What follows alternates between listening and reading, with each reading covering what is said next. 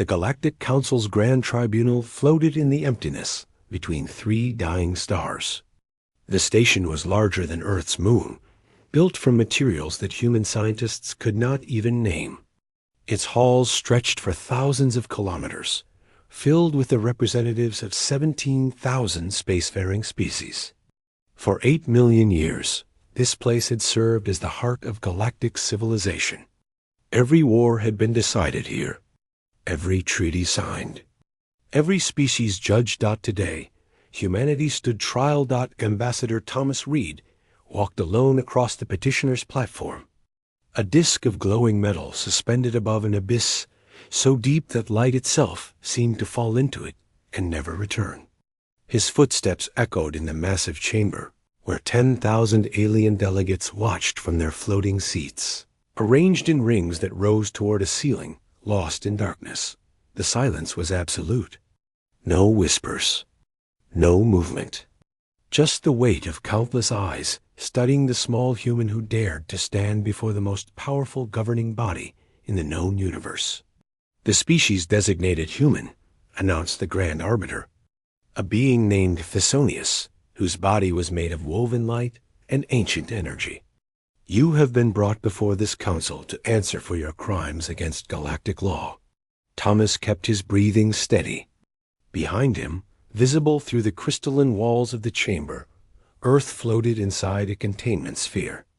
7 billion people waited to learn if they would live or die based on what happened in the next few hours. 3 standard cycles ago, Thesonius continued, a human vessel entered the quarantine zone of Sector Omega 9.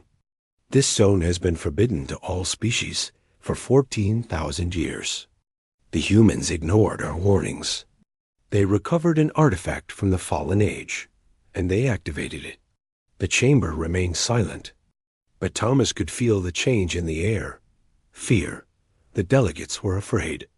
The artifact, Thesonius said, was a Titan-class war mech built by the architect civilization, a machine responsible for the destruction of 67 inhabited worlds before it was finally disabled.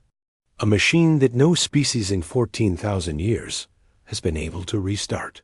The Grand Arbiter's form pulsed with barely contained anger until the humans. Thomas raised his hand. If I may speak in our defense. You may not. The penalty for this crime is species extinction. Your world will be destroyed. Your colonies will be eliminated. Your genetic material will be erased from the galaxy. However, before we carry out this sentence, the Council has questions. A massive shape rose from the Corthan delegation. Admiral Vorath, the most feared military commander in 3 galaxies, descended toward the platform on a personal gravity disk. His scaled face showed no emotion, but his 4 eyes burned with intensity. How did you do it? Vorath demanded. Our finest engineers studied that mech for 800 years. The Velanthi consciousness devoted 1 billion processing cycles to understanding its systems. The collective minds of Praxis 7 sacrificed 3 hive queens attempting to decode its neural architecture.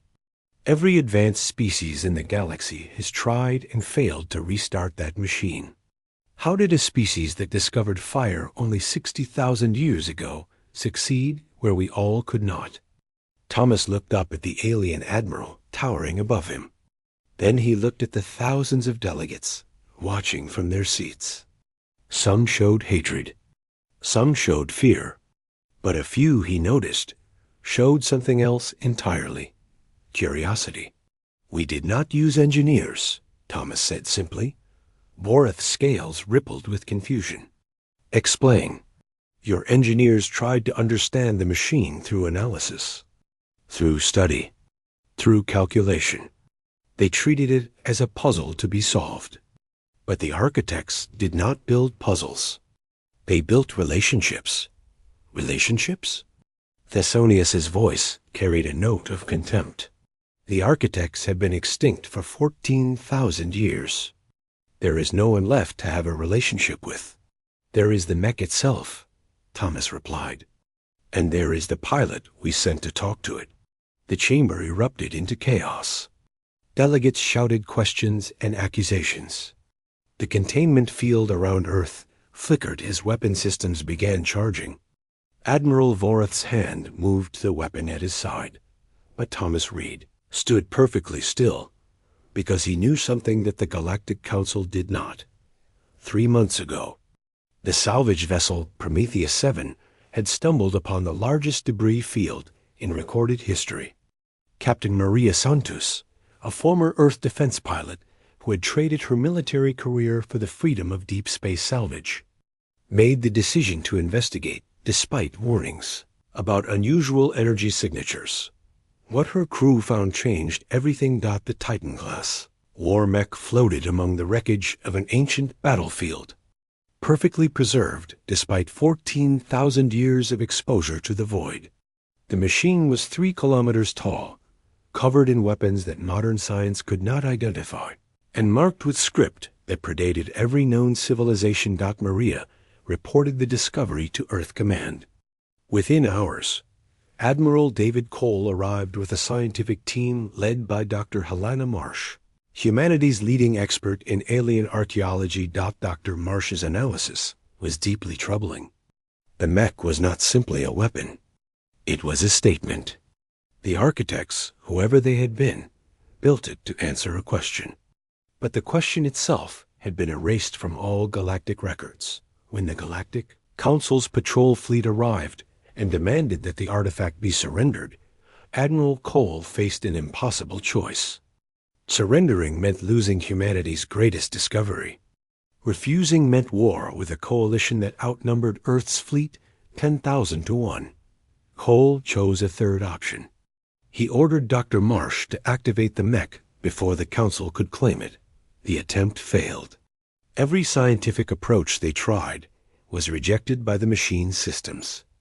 A mech remained dormant, silent, waiting. And then Admiral Cole remembered it. Classified file from 20 years ago. The file described an experimental program that attempted to interface human pilots directly with alien technology recovered from a crashed scout ship. Most candidates required extensive cybernetic modification just to survive the connection. But one pilot had demonstrated an impossible ability. He could communicate with alien systems through nothing but the power of his mind. The program was shut down after something went wrong. 3 observers went mad. The pilot spent 6 months in a coma. When he woke, strange scars covered his left arm from shoulder to fingertip. Scars that glowed faintly silver in the dark. Jonas Drake was quietly discharged and forgotten. For 20 years. He lived on a farm in the American Midwest, trying to ignore the whispers that never quite stopped. Trying to forget what he was, until Admiral Cole's message reached him. Drake, I know you do not owe us anything, but humanity needs you. The galaxy needs you. There is something out here that has been waiting 14,000 years for someone like you to wake it up. In his farmhouse kitchen, Jonas stared at the communicator. The scars on his arm had begun to pulse with faint light the moment the message arrived. What makes you think I can do anything your scientists cannot? He asked. Because the mech's neural interface is not technological, Cole replied. It is biological. And for the past 3 months, it has been calling your name in its sleep. The transmission ended. Jonas walked outside and looked up at the stars. The whispers in his head, silent for so long, had begun to form words. A voice that was not quite alien and not quite human, speaking across the vast emptiness of space. Come home, the voice said. We have been waiting. Jonas Drake made his choice. Now, standing before the Galactic Council, Ambassador Thomas Reid waited for the chaos to subside. When it finally did, he spoke again. The mech is not a weapon to be controlled. It is a message to be received. Our pilot did not restart it through technology or force. He simply listened. And what he heard is about to change everything you think you know about your galaxy. Admiral Vorath leaned forward. Where is this pilot now? Thomas Reed smiled for the first time since entering the chamber. He is in Sector Omega 9. The mech is fully active, and he has found something that the architects wanted the galaxy to see. Something your council has spent 14,000 years trying to hide. Thesonius's form blazed with sudden fury. Destroy the Earth, now. But before anyone could act, every screen in the tribunal chamber flickered to life. A face appeared, human and weathered, with eyes that glowed faintly silver. Jonas Drake had begun to broadcast, and the secret of the galaxy was about to be revealed. The broadcast lasted only 30 seconds. Jonas Drake's face filled every screen in the Grand Tribunal, his silver eyes staring directly into the hearts of 10,000 delegates. He spoke no words.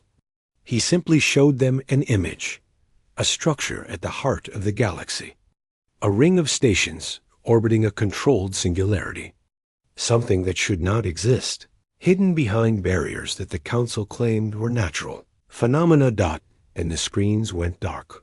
The silence that followed was different from before. This was not the silence of judgment.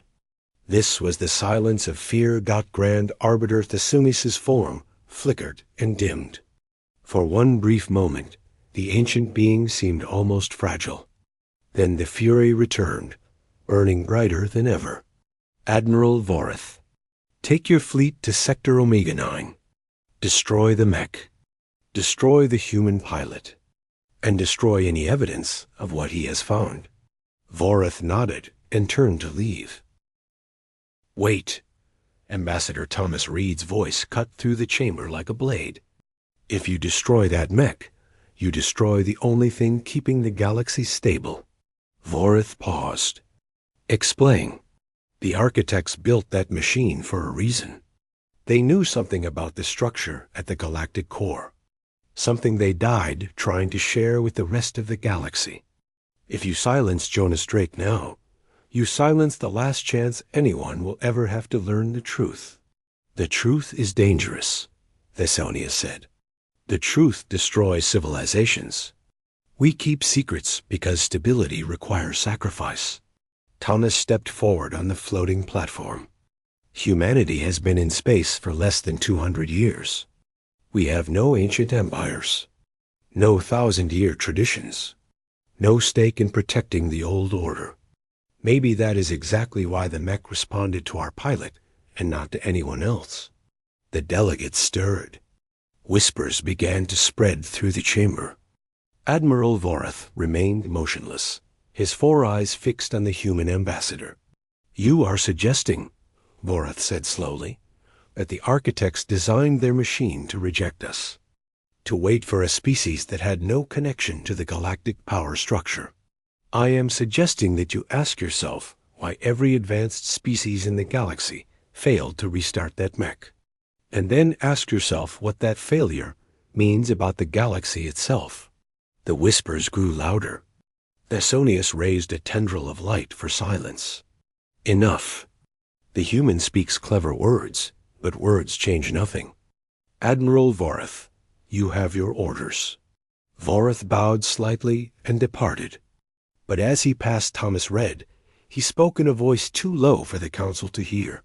If what you say is true, human, and everything I have fought for has been a lie. Thomas met his gaze. Then maybe it is time to fight for something real. 3 weeks earlier, the stealth vessel Midnight Sun had carried Jonas Drake toward Sector Omega 9 under the command of Lieutenant Commander Rachel Park. The journey took them through uncharted space, past dead worlds and abandoned stations, into regions where even the most adventurous traders refused to fly. Jonas spent most of the voyage in silence, staring at the stars through the observation port. The scars on his arm pulsed constantly now, keeping time with something he could not name. The whispers in his head had become a constant presence, not quite a voice, but something close. You never told me what happened, Rachel said one evening, joining him at the window. 20 years ago, during the interface program. The official file is classified beyond anything I have access to. Jonas did not look away from the stars. I connected with the alien scout's navigation computer. A simple task, or so we thought. But the system was not a computer at all. It was a memory. A memory of what? Of being alive. The scout was not a ship. It was a creature. Something that had grown in the space between stars and been captured, reshaped, forced into a form that served the species that found it. When I connected with its mind, I felt everything it had experienced. 1 billion years of existence compressed into a single moment. Rachel was quiet for a long time. And the observers who went mad? They saw what I saw, but they could not accept it. Their minds were not built to hold such knowledge. Neither was mine, really. But something in my biology, something in the way my brain processes information, allowed me to survive. Barely. And the scars? Jonas finally turned to look at her. His left arm seemed to glow faintly in the dim light of the observation deck. A gift. Or a curse. The creature's essence bonded with my nervous system. I carry a piece of it inside me now. That is why I can hear the whispers. That is why the Mech is calling to me. Because you are already connected to something alien. Because I am no longer entirely human. The midnight sun emerged from its final jump to find chaos waiting for them. Admiral Cole's flagship was surrounded by Council patrol vessels, their weapons charged and ready. The Titan-class war mech floated between the two fleets, massive and silent. 3 kilometers of ancient power waiting to be awakened. Jonas was transferred to the Prometheus 7, where Captain Maria Santos and Dr. Helena Marsh were waiting. The science team had exhausted every option. The mech remained dormant, its systems locked behind interfaces that no one could access. Dr. Marsh led Jonas to the neural interface chamber at the heart of the recovered mech. The space was designed for a pilot to merge consciousness with the machine, but no consciousness had ever been compatible. The architects did not build this to be used by just anyone, Dr. Marsh explained. Every species that has tried to interface has been rejected, some violently. Jonas studied the chamber. It was dark, silent, seemingly dead. But through the scars on his arm, he could feel a pulse, a heartbeat, something waiting. They were not rejected because they were incompatible, Jonas said slowly. They were rejected because they were designed. Designed? Every spacefaring civilization in the galaxy evolved along predictable paths. Technology, culture, biology, all following patterns that seem natural but are not. Someone engineered the galaxy's development, seeded worlds with life that would grow in specific ways, created species that would think in specific patterns. Dr. Marsh's face went pale. And humanity? Earth was a mistake, a seed that fell between the cracks. We evolved without guidance. Our minds developed without the constraints that were placed on every other species. That is why I can hear the whispers. That is why the mech is calling me. Because you are random. Because I am free. Admiral Vorith's voice suddenly filled all communication channels, broadcasting from the Council fleet that had just arrived. Human vessels. You have 30 seconds to surrender the artifact, or we will open fire. This is your only warning. Jonas looked at Dr. Marsh. Get everyone to the escape pods. Whatever happens next, they should not be on this ship. What are you going to do? Jonas walked toward the interface chamber. The systems around him began to flicker with faint light, responding to his presence. I am going to answer the call. He placed his hand on the interface panel. The scars on his arm blazed with silver light. And the mech's ancient systems, dormant for 14,000 years, finally began to wake. The voice that spoke was not sound. It was thought, projected directly into the minds of every being within 1,000 kilometers. Are you the one who dreams of building? Jonas answered without hesitation. Yes. The mech's eyes opened, twin suns igniting in the void. 3 kilometers of war machine came alive in an instant. Weapons systems activating, shields expanding, power levels rising beyond anything the Council fleet had ever measured. Admiral Vorov screamed the order to fire. 10,000 weapons launched simultaneously. Enough firepower to crack a planet surged toward the ancient mech, and the fragile human merged with its consciousness. But Jonas was no longer just a pilot. He was the mech, and the mech was him. And together, they were about to show the galaxy what the architects had truly created. Time stopped. Jonas. Drake existed in a space between moments. A place where the laws of physics bent to accommodate consciousness rather than matter. Around him, he could see the weapons fire suspended in the void. 10,000 points of light, frozen in their journey toward destruction. And beside him, something ancient stirred. The architect intelligence that had built this vessel 14,000 years ago was not alive in any way Jonas could understand. It was a memory given form, a purpose encoded into machinery so advanced that it had waited patiently across millennia for this exact moment. It showed him the truth. Images flooded his mind faster than thought. He saw the galaxy as it had been millions of years ago, young and wild and full of potential. He saw the first species to achieve consciousness, rising from their homeworlds to explore the stars. He saw them make contact with each other, forming alliances and friendships across the vast emptiness of space. And then he saw the arrival of something else. The PROGENITORS. They came from beyond the galaxy, from a place that had no name in any language. They looked at the young civilizations spreading through the stars and saw chaos, unpredictability, potential for destruction on a scale that terrified their ancient minds. So they decided to fix it. Over millions of years, the progenitors rewrote the galaxy. They seeded worlds with engineered life, designed to evolve along predictable paths. They encoded limitations into the genes of every species, invisible chains that prevented thoughts from wandering too far, prevented innovation from becoming dangerous, prevented true creativity from ever emerging. The galactic civilizations that rose from these seeds believed themselves to be natural. They thought their technology had developed through their own genius. They thought their cultures had evolved through their own choices. They were wrong. Everything was designed. Every war, every peace treaty, every scientific breakthrough that occurred exactly when the progenitors wanted it to occur. The galaxy was a garden, and the progenitors were the gardeners, pruning away anything that grew in an unexpected direction. The architects were the 13th iteration of galactic civilization.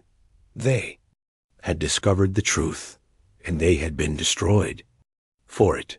But before they died, they built this mech, not as a weapon of war, but as a message in a bottle, a vessel designed to survive the destruction of their civilization and wait for the next random element, the next species that evolved without the progenitor's guidance, the next species that could truly think for itself.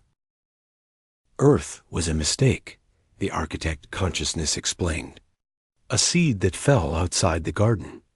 Your world evolved in isolation, untouched by the designs that shaped everyone else. Your minds are not limited in the ways that other minds are limited. You can see patterns that others cannot see. You can imagine possibilities that others cannot imagine. That is why you called me, Jonas said. We called you because you are proof that the galaxy can change. The progenitors believed they had eliminated all randomness. They believed their garden was perfect and complete. But you exist, and your existence means that their control can be broken. Jonas looked at the frozen weapons fire surrounding the mech. How? At the heart of the galaxy, hidden behind barriers that the Council claims are natural, lies the progenitors' original facility. The place where the seeding began. The place where the galaxy's future was decided before the first stars cooled. If you can reach it, You can access the controls. And you can set everything free. Free to do what? To choose. To grow in whatever direction they wish. To become whatever they have the potential to become. True freedom is terrifying, Jonas Drake. It means failure as well as success. It means conflict as well as peace. But it is real. And the galaxy has not known anything real for 14 million years. Time resumed. The weapons fire reached the Mech dot and Jonas Drake, merged with the consciousness of an extinct civilization, did something impossible. He did not block the attack. He did not deflect it. He absorbed it.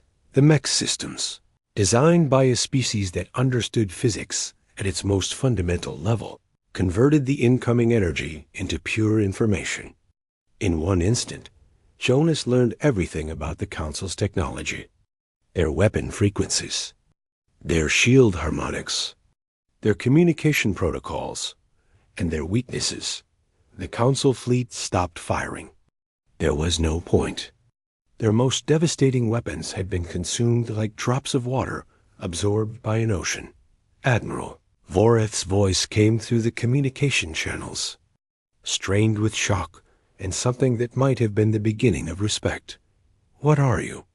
Jonas answered, and his voice carried across every frequency in the sector. "I am the answer to a question you are never allowed to ask. I am the proof that your entire civilization was designed. And I am about to show everyone the truth." What followed was a data transmission that could not be blocked. Every being in the galaxy received the same information simultaneously. The history of the progenitors, the engineering of galactic civilization, the lies that had been hidden for millions of years. The response was immediate. On 1,000 worlds, citizens watched the broadcast and felt something change inside them. The genetic locks that had prevented them from questioning, from truly creating, from imagining new possibilities, began to crack. Not breaking, not yet, but weakening. Becoming visible for the first time, Grand Arbiter Thesonius felt the change and screamed with fury. The being's light form blazed across the Grand Tribunal chamber, demanding that the transmission be stopped, that the source be destroyed, that order be restored. But Admiral Voreth did not move to carry out the order. "Why?" Thesonius demanded. "Why do you hesitate?" Voreth turned to face the Grand Arbiter, and in his 4 eyes there was something new, something that had been impossible before the humans' broadcast. Doubt. "Because I have known about the progenitor manipulation for decades," Voreth said. "All of us have. The highest levels of the Council have always known the truth. We kept the secret because we believed stability was more important than freedom. We told ourselves that the galaxy needed to be protected from itself. And now? Now I am no longer certain that we were right." Voreth turned his flagship away from the Mech and began transmitting on all military channels. "All vessels under my command, stand down. Do not engage the human pilot. I repeat, do not engage." Chaos erupted across the Council's forces. Some ships followed Voreth's order immediately. Others opened fire on his flagship, loyal to the Grand Arbiter above all else. Within minutes, a civil war had begun in the space around the ancient war mech, but Jonas was no longer watching. The architect consciousness had shown him the location of the progenitor's facility at the galactic core. The barriers that protected were not natural phenomena at all. They were designed, like everything else, and they could be bypassed by someone who understood their true nature. "If I go there," Jonas said, "what will I find? A choice." The progenitors built systems to control the galaxy's development. Those systems can be turned off, allowing every species to evolve freely. Or they can be reset, erasing all random elements and restoring perfect control, including humanity. Humanity is the greatest random element of all. A reset would erase your species from existence.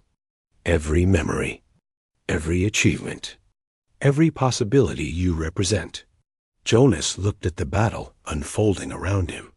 Ships exploding. Lives ending. The beginning of a conflict that could consume the entire galaxy. And if I set everything free, then the galaxy will face true chaos for the first time in 14 million years. Wars fought for real reasons. Peace achieved through real effort. Species rising and falling based on their own choices rather than predetermined designs. It will be beautiful and terrible and impossible to control. Jonas thought of Earth, of 7 billion people who had evolved by accident. A species that had clawed its way to the stars despite having no cosmic heritage. No ancient guidance, no predetermined destiny. Had done it through stubbornness and curiosity, and the simple refusal to accept that. Anything was impossible. Maybe the galaxy needed more of. That, show me the way, Jonas, said Dot. The Titan-class war mech pivoted toward the galactic core. Its engines, powered by technologies that modern science could not comprehend, began to charge for a jump that would carry it past every barrier the progenitors had created. Jonas transmitted one final message to the fleet. Tell Ambassador Reed that I understand now. Tell him that I am going to finish what the architects started. And tell Earth not to be afraid. The mech vanished into hyperspace. Behind it, Admiral Vorath's rebellion spread. The Grand Tribunal descended into violence. Earth remained suspended in its containment sphere, waiting for news. And at the heart of the galaxy, something that had been sleeping for 14 million years began to wake up. The galactic core was a place of impossible violence. Supermassive black holes twisted space into knots. Dying stars exploded in cascades of radiation that would vaporize any normal vessel in seconds. Gravitational anomalies bent light and time into shapes that broke the minds of those who tried to map them. For 14 million years, these barriers had kept every explorer away from the galaxy's heart. But the Titan-class war mech was not a normal vessel. And Jonas Drake was no longer a normal pilot. He emerged from hyperspace into a region of space that should not exist. Beyond the storms and the radiation, hidden behind the chaos like a secret whispered between dying stars, floated the progenitor's facility. It was vast beyond comprehension. A ring of interconnected stations, each one larger than Earth's moon, orbiting a carefully controlled singularity. The structure was made of materials that predated the formation of the galaxy itself. It hummed with power levels that dwarfed everything Jonas had ever encountered. This was the place where everything had begun. Beautiful, is it not? The architect consciousness said inside his mind. They came here millions of years ago and decided that the galaxy needed to be tamed. They built this facility to ensure that life would always grow in the directions they chose. They called it the Garden Engine. Jonas guided the mech toward the central station. Why did they do it? Why control everything? Fear. The progenitors came from a galaxy that destroyed itself through uncontrolled development. Species that evolved without guidance created weapons that unmade reality itself. Stars were extinguished. Dimensions collapsed. By the time the progenitors fled to this galaxy, they were the only survivors of 1 trillion civilizations. So they decided to prevent it from happening again. They decided that freedom was too dangerous to be permitted. They believed that they alone had the wisdom to guide life's development. And perhaps they were right in their own way. The galaxy they created has known more stability than their original home ever achieved. But it is not real stability. It is a prison that the prisoners cannot see.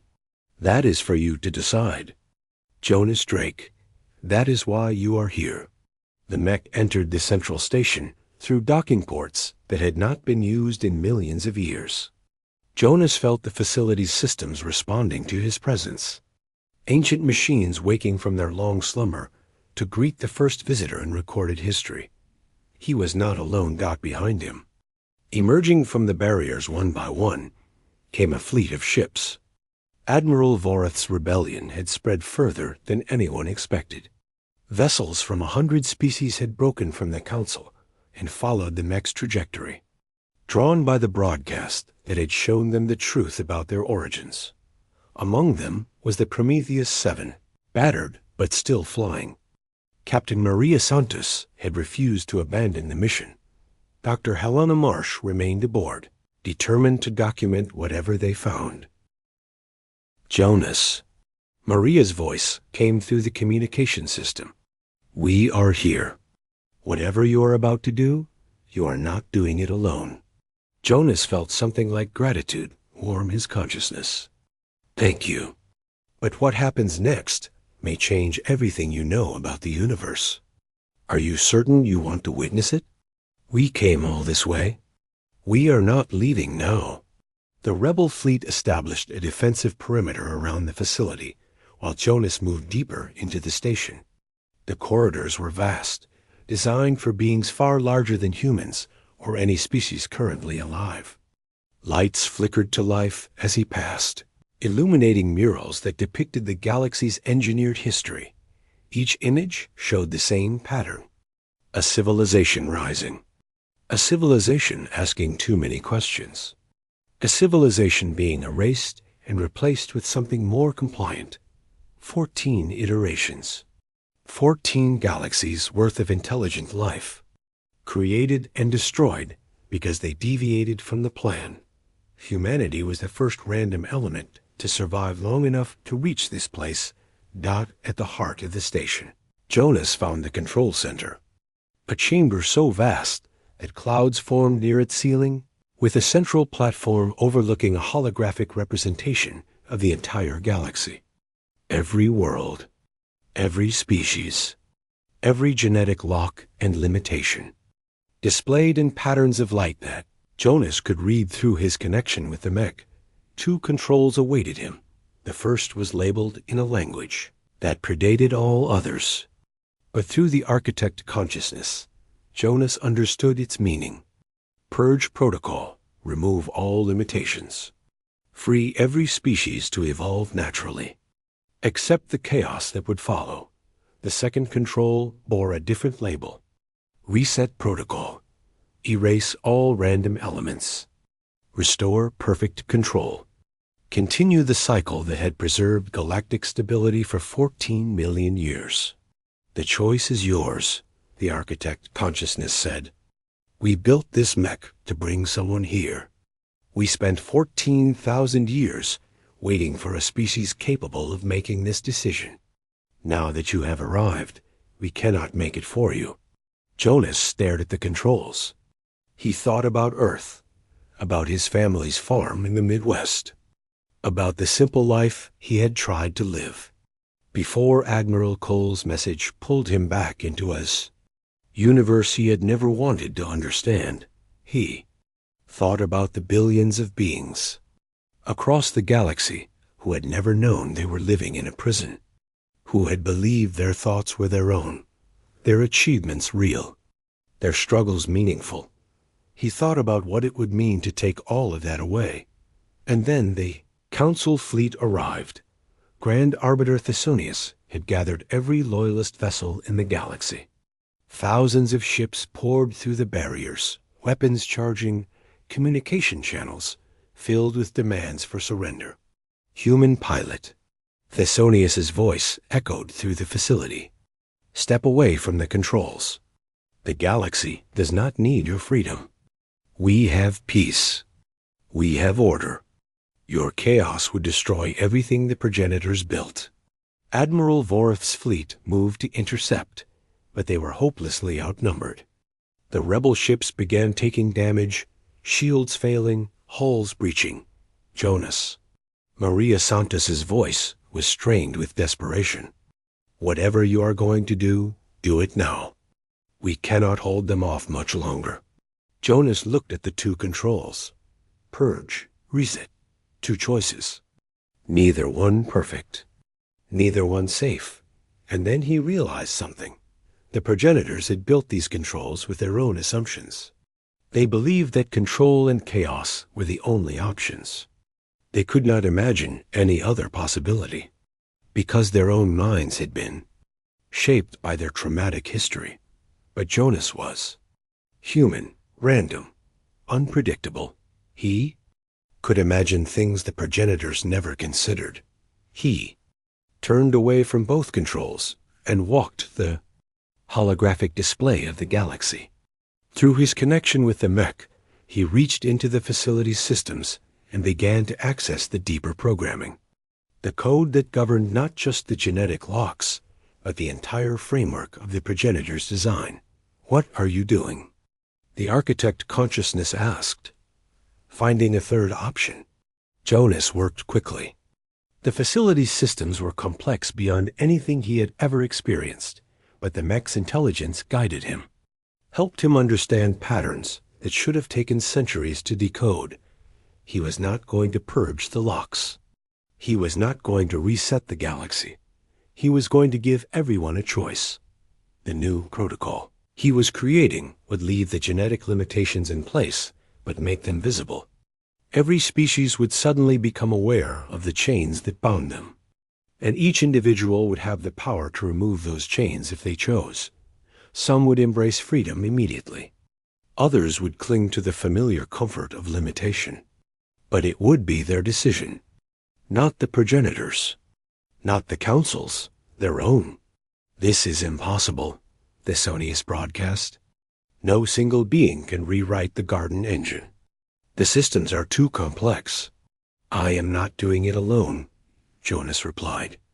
"I have the knowledge of an entire extinct civilization guiding me, and I have something the progenitors never understood."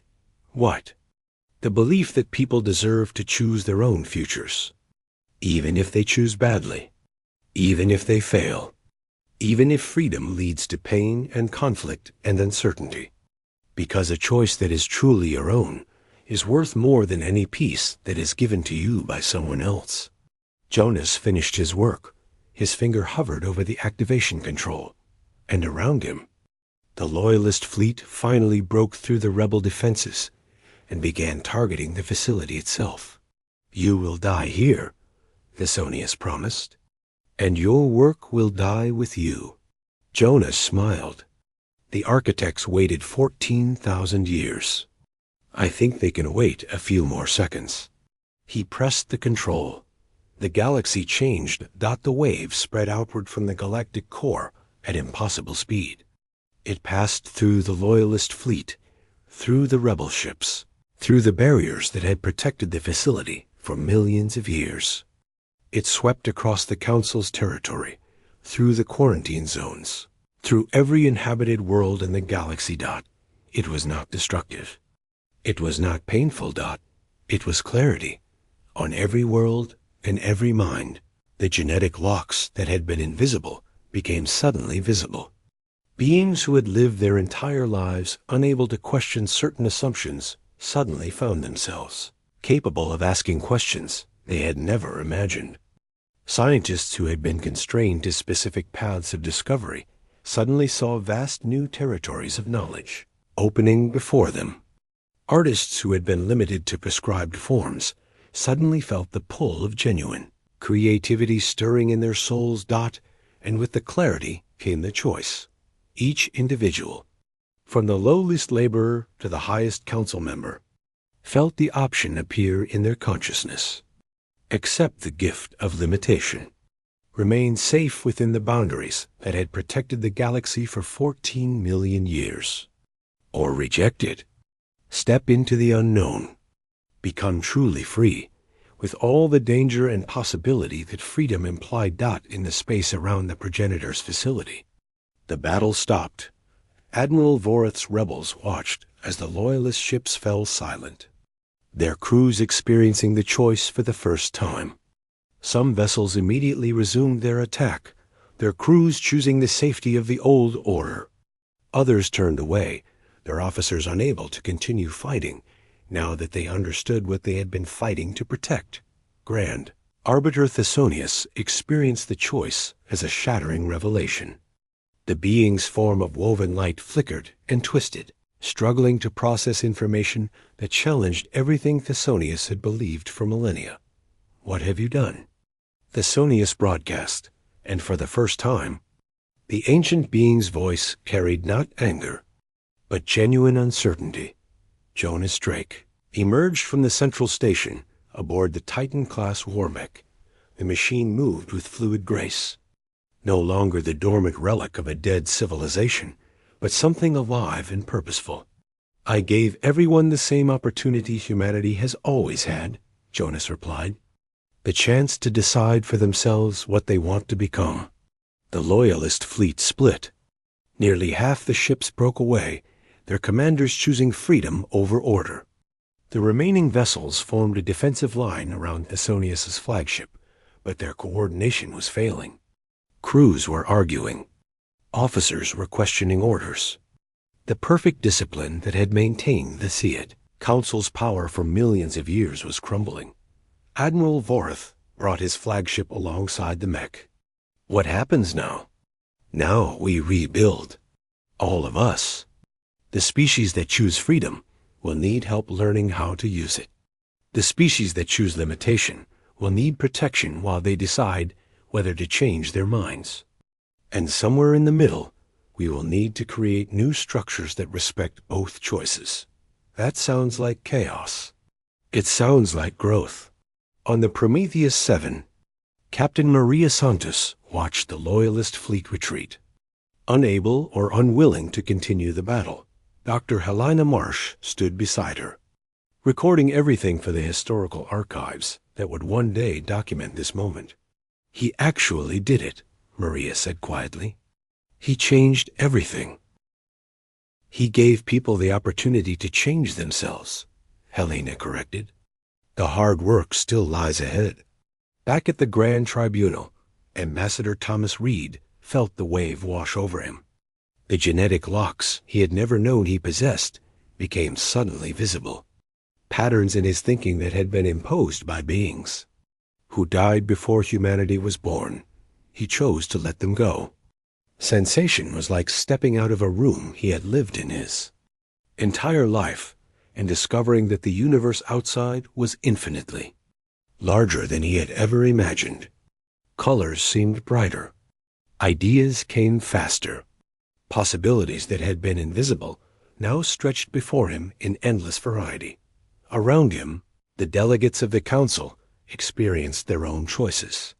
Some removed their locks immediately, gasping as their minds expanded.